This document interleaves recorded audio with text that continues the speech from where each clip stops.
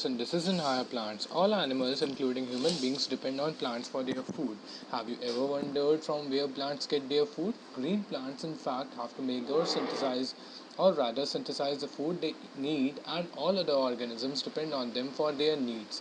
The green plants make or rather synthesize the food they need through photosynthesis and are therefore called autotrophs. You have already learned that the autotrophic nutrition is found only in plants, and all other organisms that depend on the green plants for food are heterotrophs. Green plants carry out photosynthesis, a physicochemical process by which they use light energy to drive the synthesis of organic compounds. Ultimately, all living forms on Earth depend on sunlight for energy. The use of energy from sunlight by plants during photosynthesis is the basis of life on Earth. Photosynthesis is important due to two reasons. It is the primary source of all food on Earth. It is also responsible for the release of oxygen into the atmosphere by green plants. However, have you ever thought what would happen if there would be no oxygen to breathe? This chapter focuses on the structure of the photosynthetic machinery and the various reactions that transform light energy into chemical energy. 13.1 What do we know? Let us try to find out what we already know about photosynthesis. Some simple experiments you may have done in the earlier classes have shown that chlorophyll, green pigment of the leaf, light, and carbon dioxide are required for photosynthesis to occur. You may have carried out 13.1 What do we know? Let us try to find out what we already know about photosynthesis. Some simple experiments you may have done in earlier classes have shown that chlorophyll, green pigment of the leaf, light, and carbon dioxide are required for photosynthesis to occur. You may have carried out the experiment to look for starch formation in two leaves, a variegated leaf or a leaf that was partially covered with black paper and exposed to light. On testing these leaves for the presence of starch, it was clear that photosynthesis occurred only in the green parts of the leaves in the presence of light. Another experiment you may have carried out where a part of the leaf is enclosed in a test tube containing some potassium hydroxide soaked cotton which absorbs carbon dioxide while the other half is exposed to air. The setup is then placed in light for some time. On testing for the presence of starch later in the two parts of the leaf, you must have found that the exposed part of the leaf tested positive for starch while the portion that was in the tube tested negative. This showed that carbon dioxide was required for photosynthesis. Can you explain how this conclusion could be drawn? 13.2 Early experiments. It is interesting to learn about those simple experiments that led to a gradual development of inner understanding of photosynthesis. Joseph Priestley from 1733 to 1804 in 1770 performed a series of experiments that revealed the essential role of air in the growth of green plants. Priestley, you may recall, discovered oxygen in 1774. Priestley observed that a candle burning in a closed space, a bell jar, soon gets extinguished. Similarly, a mouse would soon suffocate in a closed space. He concluded that a burning candle or an animal that breathed the air both somehow damaged the air. But when he placed a mint plant in the same bell jar, he found that the mouse stayed alive and the candle continued to burn. Priestley hypothesized as follows: plants is restored to the air whatsoever breathing animals and burning candles remove. Can you imagine how Priestley would have conducted the experiment using a candle and a plant? Remember, he would need to rekindle the candle to test whether it burns after a few days. How many different ways can you think of to light the candle without disturbing the setup? Using a similar setup as the one used by Priestley, but by placing it once in the dark and once in the sunlight. Jan Ingenhousz 1730 to 1799 showed that sunlight is essential to the plant process that somehow purifies the air fouled by burning candles or breathing animals. Ingenhousz is in an elegant experiment with an aquatic plant showed that in bright sunlight small bubbles were formed around the green parts while in the dark they did not. Later, he identified these bubbles to be of oxygen. Hence, he showed that it is only the green part of the plants that could release oxygen. It was not until about 1854 that Julius von Sachs provided evidence for production of glucose when plants grow. Glucose is usually stored as a starch. His later studies showed that the green substances in plant chlorophyll as we know it now is located in special bodies later called chloroplast within plant cells. He found that the green parts in plant is where glucose is made, and that the glucose is usually stored as starch. Now, consider the interesting experiment done by T.W. Engelmann from 1843 to 1909. Using a prism, he split light into its spectral components and then eliminated a green alga, cladophora, placed in a suspension of aerobic bacteria. The bacteria were used to detect the sites of oxygen evolution. He observed that the bacteria accumulated mainly in the region of blue and red light of the split spectrum. Now, first action spectrum of photosynthesis was thus described, and it resembles roughly the absorption spectrum of chlorophyll A and B, discussed in section 13.4. By the middle of the 19th century, the key features of plant photosynthesis were known, namely that plants could use light energy to make carbohydrates from carbon dioxide and water. The empirical equation representing the total process of photosynthesis for oxygen evolving organism was then understood as carbon dioxide plus water in the presence of light gives CH2O plus oxygen, where CH2O represented a carbohydrate which could be glucose or which is a 6 carbon sugar.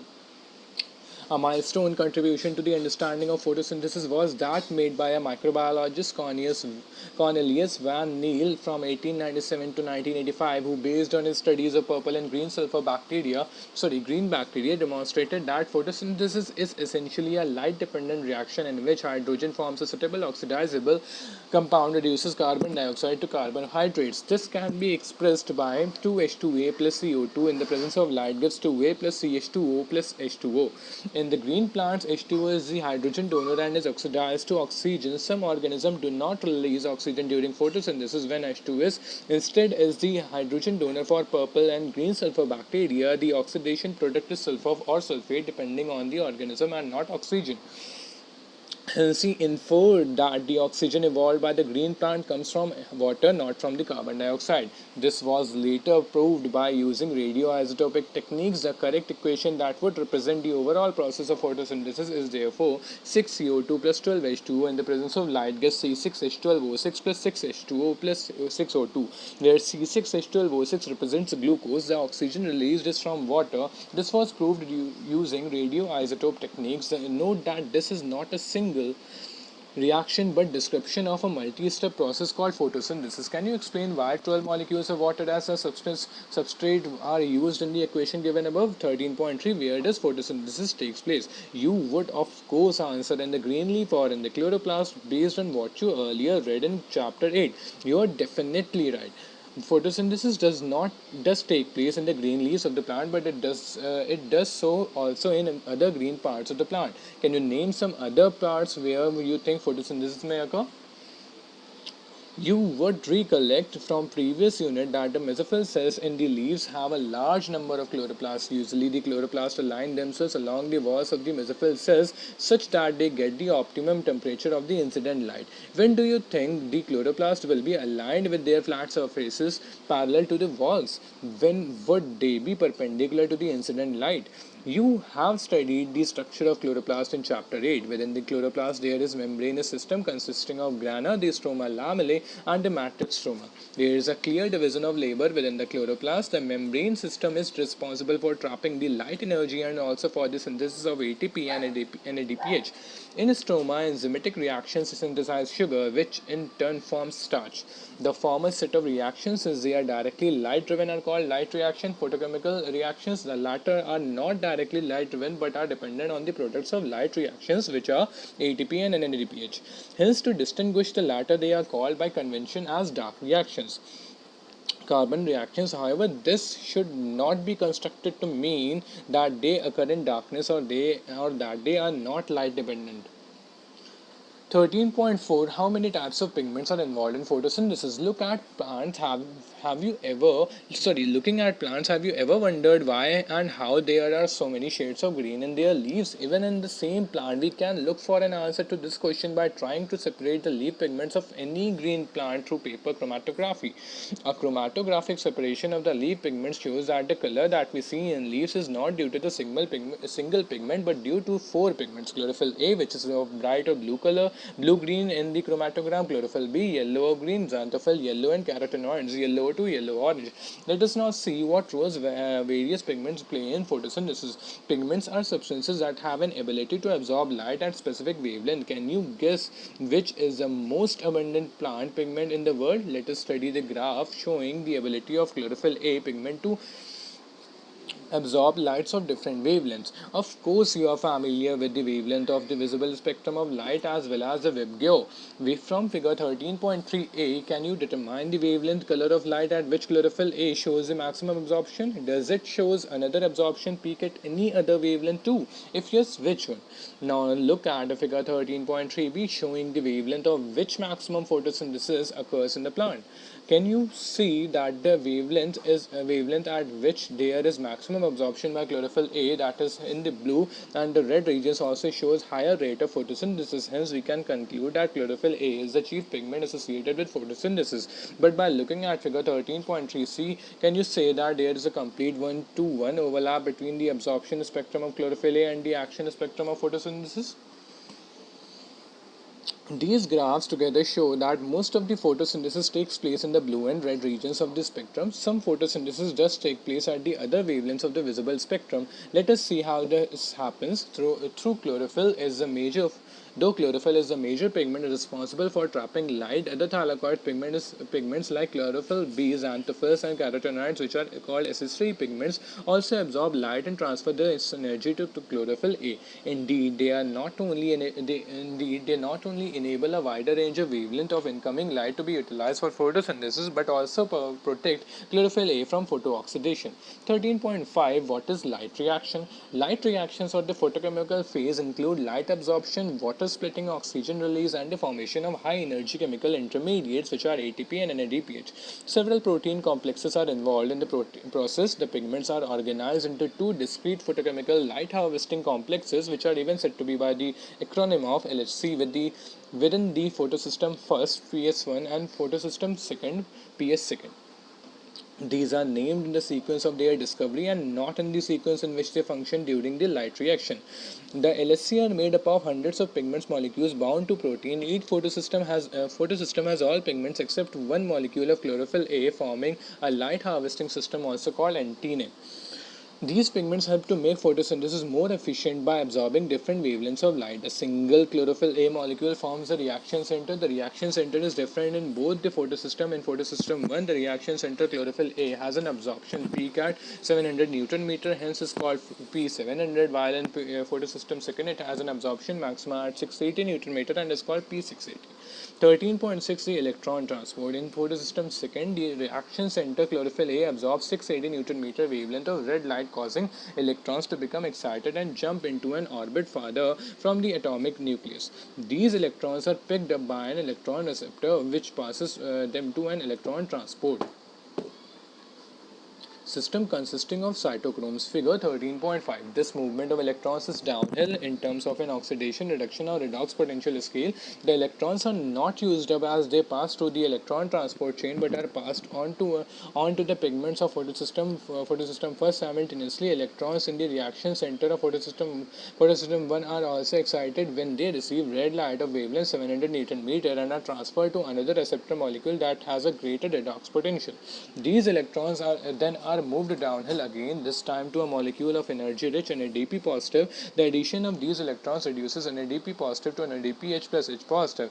This whole scheme of transfer of electrons started from the photosystem 2 uphill to the receptor, downhill the electron transport chain to photosystem 1. Excitation of electrons transfer to another receptor, and finally downhill to NADP positive, reducing it to NADPH plus H positive is called the Z scheme due to its characteristic shape. Figure 13.5.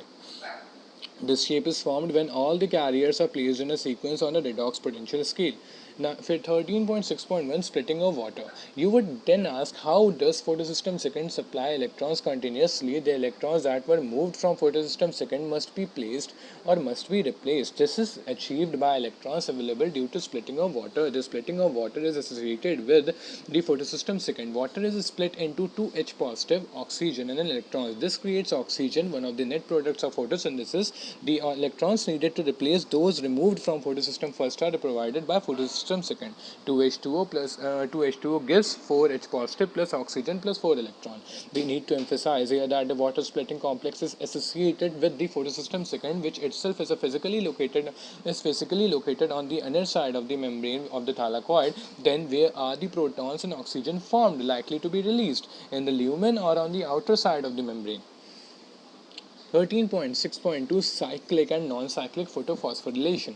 Living organisms have the capability of extracting energy from oxidizable substances and store this in the form of bond energy. Special substances like ATP carry this energy in their chemical bonds. The process through which ATP is synthesized by cells in mitochondria and chloroplast is named phosphorylation. Photophosphorylation is the synthesis of ATP from ADP and inorganic phosphate in the presence of light. When the two photosystems work in a series, first photosystem second and then the photosystem first, a process called non-cyclic photophosphorylation occurs. The two photosystems are connected through an electron transport chain as seen earlier. In the Z scheme, both ATP and NADPH plus H positive are synthesized by this kind of electron flow, figure 13.5. When only photosystem first is functional, the electron is circulated within the photosystem and the phosphorylation occurs due to cyclic flow of electrons. A possible location where this could be happening in this is this in the stroma lamellae, where while this membrane or lamellae of the photosystem second, the stroma lamellae membranes lack photosystem second as well as NADP reductase enzyme. Guys, it's over here. The excited electron does not pass on to NADP positive but is cycled back to the photosystem first complex through the electron transport chain. The cyclic flow hence results only in the synthesis of ATP but not of NADPH plus H positive. Cyclic photophosphorylation also occurs when only light of wavelength beyond 680 Newton meter are available for excitation. 13.6.3 Chemiosmotic hypothesis. Let us now try and understand how actually ATP is synthesized in the chloroplast. The chemiosmotic hypothesis has been put forward to explain the mechanism. Like in respiration and photosynthesis too, ATP synthesis is linked to development of a proton gradient across a membrane. This time these are the membranes of thylakoid. There is one difference through here the proton accumulation is towards the inside of the membrane, that is in the lumen. In respiration, protons accumulate in the intramembrane spaces of the mitochondria where electrons move through the ETS, chapter 14. Let us understand what causes a proton gradient across the membrane. We need to consider again the processes that take place during the activation of electrons and their transport to determine the steps that cause a proton gradient to develop. Since the splitting of the water molecule takes place on the inner side of the membrane, the protons or hydrogen ions that are produced by the splitting of water accumulate within the lumen of the thylakoids. As electrons move through the photosystems, protons are transported across the membrane. This happens because the primary acceptor of electron, which is located towards the outer side of the membrane, transfers its electron not to an electron carrier but to an H carrier. Hence, this molecule removes a proton from the stroma while transporting an electron. When this molecule passes on its electron to the electron carrier on the inner side of the membrane, the proton is released into the inner side of the lumen or the lumen side of the membrane. C. The NADP reductase enzyme is located on the stroma side of the membrane along with the electrons that come from the acceptor of electrons of photosystem first. Protons are necessary for the reduction of NADP positive to NADPH plus H positive. These protons are also removed from the stroma. Hence, within the chloroplast, protons in the stroma decrease in number while in the lumen there is accumulation of protons. This creates a proton gradient across the thylakoid membrane as well as measurable decrease in the pH in the lumen. Why are we so interested in the proton gradient? This gradient is important because it is breakdown of this gradient that leads to the synthesis of ATP. The gradient is broken down due to the movement of protons across the membrane in the stroma through the transmembrane channel of the CF0 of the ATP synthase. The ATP synthase enzyme consists of two parts. One called the CF0 is embedded in the thylakoid membrane and forms a transmembrane channel that carries out facilitated diffusion of protons across the membrane. The other portion is called CF1 and protrudes on the outer side of the thylakoid membrane on the side that faces the stroma. The breakdown of the gradient provides enough energy to cause a conformational change in the CF1 particle of the ATP synthase, which makes the enzyme synthesize several molecules of energy-packed ATP. Chemoosmosis requires a membrane, a proton pump, a proton gradient, and ATP synthase energy is used to pump protons across a membrane to create a gradient or a high concentration of protons within the thylakoid lumen. ATP synthase has a channel that allows diffusion of proton back across the membrane. This releases enough energy to activate ATP synthase enzyme that catalyze the formation of ATP. Along with the NADPH produced by the movement of electrons, the ATP will be used immediately in the biosynthetic reaction taking place in the stroma, responsible for fixing carbon dioxide and synthesis of sugar. The ATP and NADPH used. We learned that the products light reaction are ATP, NADPH, and oxygen. Of these, oxygen diffuses of the chloroplast, while ATP and NADPH are used to drive the processes leading to the synthesis of foods. More accurately, sugar. This is the biosynthetic phase of photosynthesis. This process does not directly depend on the presence of light, but is dependent on the products of the light reaction, that is ATP and NADPH, besides carbon dioxide and water. You may wonder how this could be verified. It is simple. Immediately after light becomes unavailable, the biosynthetic process continues for some time and then stops. If then light is made available, the synthesis starts again. Can we hence say that calling the biosynthetic phase as a dark reaction is a misnomer? Discuss this amongst yourselves. Let us now see how the ATP and NADPH are used in the biosynthetic phase. We saw earlier that carbon dioxide is combined with the water to produce CH2O or sugars. It was of interest to scientists to find out how this reaction proceeded, or rather what was the first product formed when carbon dioxide is taken into a reaction or fixed. Just after World War II, among the several efforts to put radioisotopes to beneficial use, the work of Melvin Calvin is exemplary. The use of C14 by him in algal photosynthesis studies led to the discovery that the first carbon dioxide fixation product was a 3-carbon organic acid. He also contributed to working out the complete biosynthetic pathway, hence it was called the Calvin cycle after him. The first product identified was 3-phosphoglyceric acid, or in short PGA. How many carbon atoms does it have? Scientists also tried to know whether all the plants have PGA as their first product of carbon dioxide fixation, or whether any product was formed in other plants. Experiments conducted over a wide range of plants led to the discovery of another group of plants where the first stable product of carbon dioxide fixation was again an organic acid, but one which had 4 carbon atoms in it. This acid was identified to be oxaloacetic acid, or OAA. Since then, carbon dioxide assimilation during photosynthesis was said to be of 2 main types. Those plants in which the first product of carbon dioxide fixation is a C3 acid PGA, that is the C3 pathway, and those in which the first product was a C4 acid OAA, that is the C4 pathway. These two groups of plants showed other associated characteristics that we will discuss later.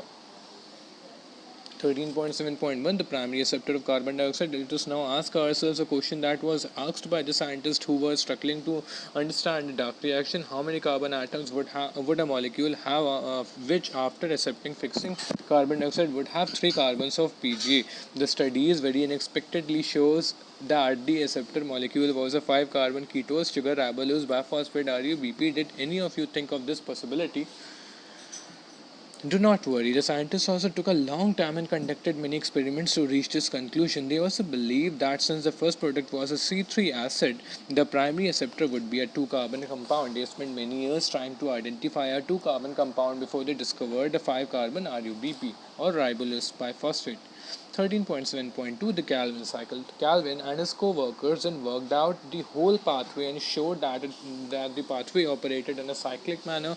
The RUBP or ribulose biphosphate was regenerated. Let us now see how the Calvin pathway operates and where the sugar is synthesized. Let us at the outset understand very clearly that the Calvin pathway occurs in all photosynthetic plants. It does not matter whether they have C3 or C4 or any other pathways. For ease of the understanding, the Calvin cycle can be described under 3 stages: carboxylation, reduction, and regeneration. Carboxylation is the fixation of carbon dioxide into a stable organic intermediate. Carboxylation is the most crucial step of Calvin cycle, where carbon dioxide is utilized for the carboxylation of ribulose biphosphate. This reaction is catalyzed by the enzyme ribulose biphosphate carboxylase, which results in the formation of 2 molecules of 3-PGA. Since this enzyme has an oxygenation activity, it would be more correct to call it ribulose biphosphate phosphorate, carboxylase, oxygenase, or ribisco. 13.8. The Calvin cycle proceeds in three stages, which we could read a bit later. Number two, reduction. These are the series of reactions that lead to the formation of glucose. The steps involve utilization of two molecules of ATP for phosphorylation and 2 of NADPH for reduction per carbon dioxide molecule fixed. The fixation of 6 molecules of carbon dioxide and 6 turns of the cycle are required for the formation of 1 molecule of glucose from the pathway. 3. Regeneration. Regeneration of the carbon dioxide acceptor molecule RUBP is crucial if the cycle is to continue uninterrupted. The regeneration steps require 1 ATP for phosphorylation to form RUBP. Hence, for every carbon dioxide molecule entering the Calvin cycle, 3 molecules of ATP and 2 of NADPH are required. It is probably to meet this difference in number of ATP and NADPH used in the dark reaction that the cyclic phosphorylation takes place. To make 1 molecule of glucose, 6 turns the cycle are required. Work out how many ATP and NADPH molecules will be required to make 1 molecule of glucose through the Calvin pathway. It might help you to understand all of this work if we look at what goes in and what comes out in the Calvin cycle, as it's a table given, and viewers can see and read about this table by pausing this video. 13.8. The C4 pathway. Plants that are adapted to dry tropical regions have the C4 pathway mentioned earlier. Though these plants have the C4 oxaloacetic acid as the first carbon dioxide fixation product, they use the C3 pathway or the Calvin cycle as a main biosynthetic pathway. Then in what way are they different from C3 plants? This is a question that you may reasonably ask. C4 plants are special. They have a special type of leaf anatomy. They tolerate high temperatures. They show a response to high light intensities. They lack a process called photorespiration and have greater productivity of biomass. Let us understand these one by one. Study vertical sections of leaves, one of a C3 plant and one of a C4 plant. Do you notice the differences? Do both have the same types of mesophils? Do they have similar cells around the vascular bundle sheet? The particularly large cells around the vascular bundles of the C4 plants are called the bundle sheet cells, and the leaves which have such anatomy are said to be Kranz anatomy or anatomy. Kranz means writ and is a reflection of arrangement of cells. The bundle sheet cells may form several layers around the vascular bundles. They are characterized by having a large number of chloroplasts, thick walls, impervious to gaseous exchange, and no intracellular spaces. You may like to cut a section of the leaves of C4 plant, maize or sorghum, to observe the Kranz anatomy and the distribution of mesophyll cells. It would be interesting for you to collect leaves of diverse species of plants around you and cut vertical sections of the leaves. Observe under the microscope. Look for the bundle sheet around the vascular bundles. The presence of the bundle sheet would help you identify the C4 plants. Now study the pathway shown in the figure 13.9. The pathway that has been named the Hatch and Slack pathway is again a cyclic process. Let us study the pathway by listing the steps. The primary carbon dioxide receptor is a 3-carbon molecule phosphophenol pyruvate PEP and is present in the mesophyll cells. The enzyme responsible for this fixation is PEP carboxylase or PEP-case. It is important to register that the mesophyll cells lack ribisco enzyme. The C4 acid OAA is formed from the mesophyll cells. It then forms other 4-carbon compounds like malic acid or aspartic acid in the mesophyll cells itself, which are transported to the bundle sheet cells. In the bundle sheet cells, these C4 acids are broken down to release carbon dioxide and a 3-carbon molecule. The 3-carbon molecule is transported back to the mesophyll, where it is converted to PEP again, thus completing the cycle. The carbon dioxide released in the bundle sheet cells enters the C3 or the Calvin pathway, a pathway common to all plants. The bundle sheet cells are rich in an enzyme ribulose biphosphate carboxylate oxygenase ribisco but lack peptidase. Thus, the basic pathway that results in the formation of the sugars, the Calvin pathway, is common to the C3 and C4 plants. Did you note that the Calvin pathway occurs in all the mesophyll cells of the C3 plants? In the C4 plants, it does not take place in the mesophyll cells but so only in the bundle sheet cells. 13.9. Photorespiration. Let us try and understand one more process that creates an important differences between C3 and C4 plants. Photorespiration. To understand photorespiration, we have to know a little bit more about the first step of the Calvin pathway, the first carbon dioxide fixation step. This is the reaction where ribulose biphosphate combines with carbon dioxide to form 2 molecules of 3-PGA that is catalyzed by the ribisco. Rubisco is the most abundant enzyme in the world. Do you wonder why it is characterized by the fact that its active site can bind to both carbon dioxide and oxygen? Hence the name. Can you think how this could be possible? Rubisco has a much greater affinity for carbon dioxide when the carbon dioxide to oxygen is nearly equal. Imagine what would happen if this were not so. This binding is competitive. It is the relative concentration of oxygen and carbon dioxide that determines which of the two will bind to the enzyme. In the C3 plants, some oxygen does bind to Rubisco and hence carbon dioxide fixation is decreased. Here the ribose biphosphate increase instead of being converted to two molecules of PJ binds with oxygen to form one molecule of phosphoglycerate and phosphoglycolate to carbon in the pathway called phosphorespiration in the photorespiration pathway. There is neither synthesis of sugars nor of ATP, rather it results in the release of carbon dioxide with the utilization of ATP. In the photorespiratory pathway, there is no synthesis of ATP or NADP. The biological function of photorespiration is not known yet. In C4 plants, photorespiration does not occur. This is because they have a mechanism that increases the concentration of carbon dioxide at the enzyme site. This takes place when the C4 acid from the mesophyll is broken down in the bundle sheath cells to release carbon dioxide. This results in increasing the intracellular concentration of carbon dioxide. In turn, this ensures that the Rubisco functions as a carboxylase, minimizing the oxygenase activity. Now that you know that the C4 plants lack photorespiration, you probably can understand why productivity and yields are better in these plants. In addition, these plants show tolerance to high temperatures. Based on the above discussion, can you compare plants showing the C and the C3 and the C4 pathway? Use the table format given and fill in the information. 13.10 Factors affecting photosynthesis. An understanding of the factors that affect photosynthesis is necessary.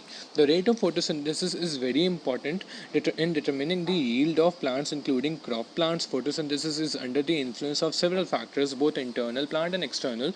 The plant factors include the number, size, age, and orientation of leaves, mesophyll cells, and chloroplasts. Internals, carbon dioxide concentration, and the amount of chlorophyll. The plant or internal factors are dependent on the genetic predisposition and the growth of the plant. The external factors would include the availability of sunlight, temperature, carbon dioxide concentration, and water.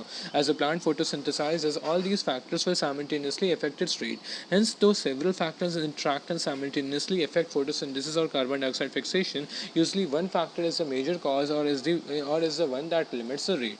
Hence, at any point, the rate will be determined by the factor available at suboptimal levels. When several factors affect any biochemical process, Blackman's 1905 law of limiting factors comes into effect.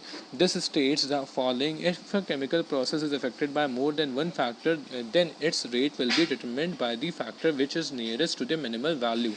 It is a factor which directly affects the process of its quantity is changed. If its quantity is changed, for example, despite the presence of a green leaf and optimal light and carbon dioxide conditions, the plant may not photosynthesize if the temperature is very low. This leaf, if given the optimal temperature, will start photosynthesizing. 13.10.1 Light. We need to distinguish between light quality, light intensity, and the duration of exposure to light. While discussing light as a factor that affects photosynthesis, there is a linear relationship between incident light and carbon dioxide fixation rates. At low light intensities, at higher light intensities, gradually the rate does not show further increase as the other factors become limiting. What is interesting to note is that light saturation occurs at 10% of the full sunlight. Hence, except for plants in shade or in dense forest, light is rarely a limiting factor in nature. Increase in incident light beyond a point causes the breakdown of chlorophyll and a decrease in the photosynthesis. 13.10.2 Carbon dioxide concentration. Carbon dioxide is a major limiting factor for photosynthesis. The concentration of carbon dioxide is very low in the atmosphere, between 0.03 and 0.04%. Increase in concentration up to 0.05% can cause an increase in carbon dioxide fixation rates. Beyond this, the levels can become damaging over longer periods. The C3 and C4 plants respond differently to carbon dioxide concentration at low light conditions. Neither group responds to high carbon dioxide conditions at high light intensities. Both C3 and C4 plants show increase in the rates of photosynthesis. What is important to note is that the C4 plants show saturation at about 360 microliter per liter, while C3 responds to increased carbon dioxide concentration and saturation is seen only beyond 450. Thus, current availability of carbon dioxide levels is limited to the C3 plants. Guys, I don't know what's the meaning of this thing, micro 1 per liter. According to me, it should be like this. If you know it, please comment over there in the comment box. Thank you. The fact that C3 plants respond to higher carbon dioxide concentration by showing increased rate of photosynthesis leading to higher productivity has been used for some greenhouse crops such as tomatoes and bell pepper. They are allowed to grow in carbon dioxide enriched atmosphere that leads to higher temperature.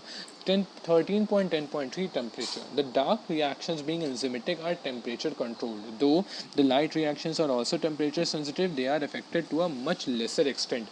The C4 plants respond to higher temperatures and show higher rate of photosynthesis, while C3 plants have a much lower temperature optimum. The temperature optimum for photosynthesis of different plants also depend on the habitat that they are adapted to.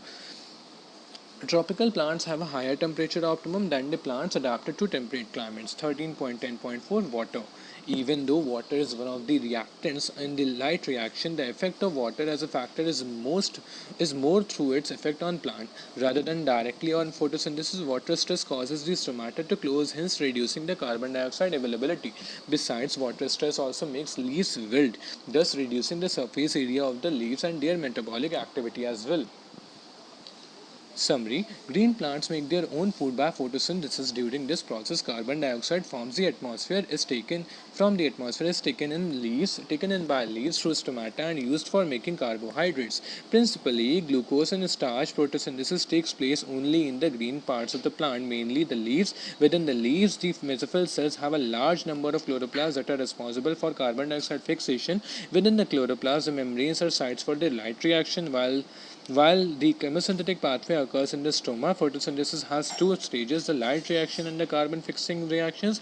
In the light reactions, the light energy is absorbed by the pigments present in the antenna and funneled to special chlorophyll A molecules called reaction centers chlorophyll. There are two photosystems, photosystem 1 and photosystem 2. PS1 has a 700 Newton meter absorbing chlorophyll A P700 molecule at its reaction center, while PS2 has a P680 reaction center that absorbs red light at 680 Newton meter. After absorbing light, electrons are excited and transferred through PS2 and PS1 and finally to NAD, forming NADH. Using this process, a proton gradient is created across the membrane of the thylakoid. The breakdown of the proton's gradients due to movement through the F0 part of the ATPase enzyme releases enough energy for synthesis of ATP. Splitting of water molecule is associated with photosystem 2, resulting in the release of oxygen. Protons and transfer of electrons to photosystem 2. In the carbon fixation cycle, carbon dioxide is added by the enzyme Rubisco to a 5-carbon compound ribulose biphosphate that is converted to 2 molecules of 3-carbon PGA. This is then converted to sugar by the Calvin cycle and the RUBP is regenerated.